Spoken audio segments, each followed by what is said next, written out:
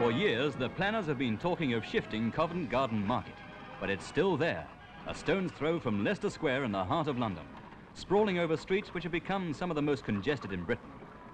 Flowers and 40% of all fresh vegetables and fruit sold in the country go through this market. No wonder the ordinary motorist finds it difficult to get through it.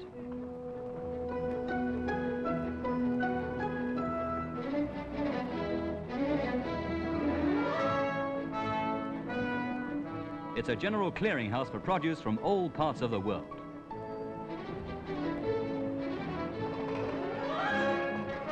Today, lorries start to roll in as the theatre crowds are going home, although selling doesn't start until 5 in the morning. The present layout of the market dates back 130 years. Officially, it covers 6 acres, but it overspills into surrounding buildings, and the business stretches over some 30 acres. That means 30 acres of inflammable boxes, which, says the local authority, is a serious fire risk.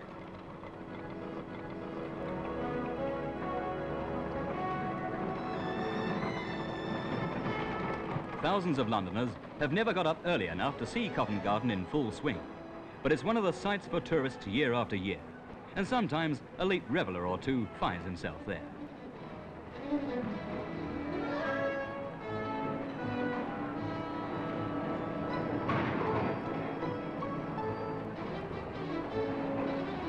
This is the only wholesale flower market in the country, but if you like to get up early, you can buy retail too.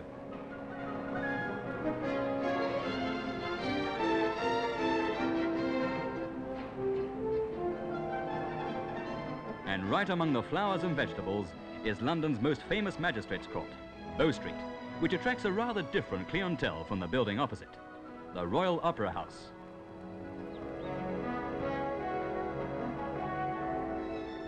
At 6:30 in the morning, there are about 1,500 heavy vehicles in the area, not to mention all the hand barrows.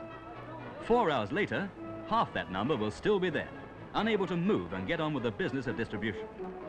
If you complain about the blockage, market people will tell you that they were in the area long before other businesses, and you try to get through at your own risk. I said your own risk! The police do their best to keep things moving, but no wonder many planners doubt if a central city area is the right place today for food markets.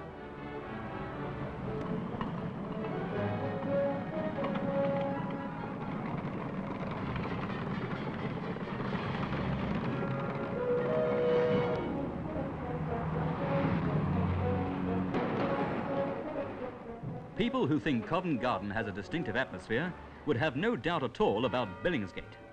That's the clearinghouse for all Britain's fisheries, handling some 600 tons daily. Fish comes in from all English ports and a number of foreign ones as well, and has to be got in and out quickly so as to be in the shops while it's still fresh. Talk about using your loaf. You certainly need a strong head to work here. Even with a leather hat, it's heavy work. These hats are handed down through the generations. Nobody knows how old some of them are. When they let the water in, the cobbler puts a new sole on the top. The market works on a strict code of honor. Sales are by sample, and it's certain that the sample shown will be representative of the whole consignment. Nothing's written down. Prices are fixed verbally, and both buyer and seller know that they can trust one another when the day of reckoning arrives.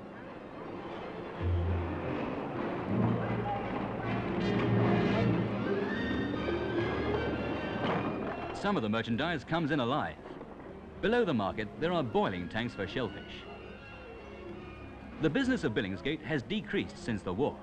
Many large concerns now buy direct from the quayside at the fishing ports, but plenty of buyers still appreciate a central point where they can take their pick of the catches from all ports.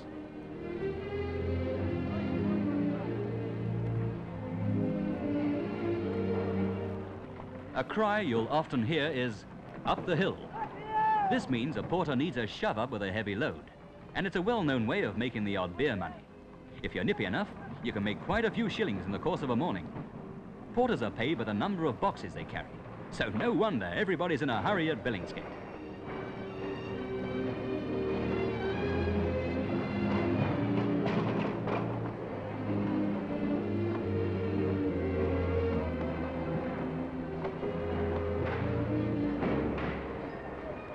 There's something of a traffic problem here too, but there are no plans to shift this market. Some people think that disused coal exchange should be pulled down to make more room, but lovers of Victorian architecture oppose the idea. One way to clear the roads is this new wharf they're building. It's hoped that fish from Scandinavia will be delivered direct by fast cutter, saving time as well as traffic. But there is still the question whether the City of London, where land is worth more than anywhere else in the world, is the right place for a fish market. For more than half the day, the area is deserted, while city firms round the corner jostle for office space.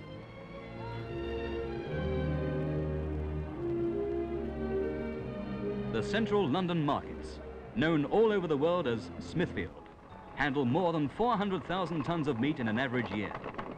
Smithfield claims to be the largest covered market in the world. It's certainly the best laid out in London.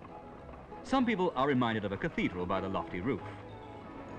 Others, struck by the preponderance of white coats, think of a hospital operating theatre. But certainly the noise on a busy morning is far from the peace and quiet of either. Meat comes from all corners of the earth: Scotland and Venezuela, New Zealand, the Argentine. There are even arrivals from Yugoslavia from time to time. 350 3-ton lorries can park in the spacious avenues round the market.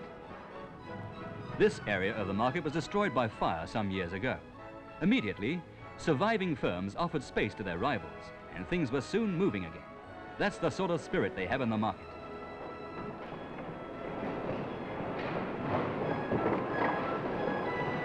In the meat market, they've a different style of headgear. Porters are paid according to the sort of load they're carrying. Some of them work for firms of wholesalers or carriers. Others are self-employed. They're called bummeries. But whichever system they work under, men who carry meat out of the market must be licensed every year. And you don't get a license without a good character.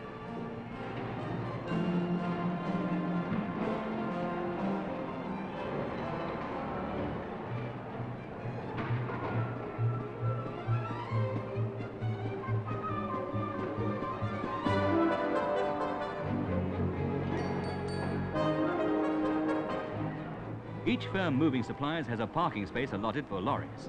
This keeps the merchandise flowing faster than can be done in other markets.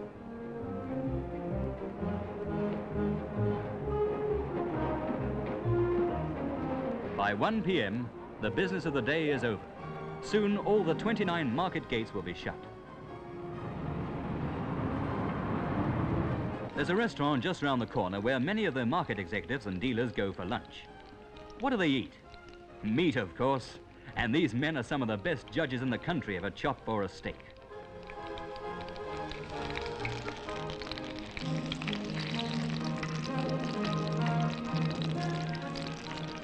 This restaurant isn't large, but it has been known to sell 350 pounds of steak, not to mention other cuts of meat, in one lunchtime.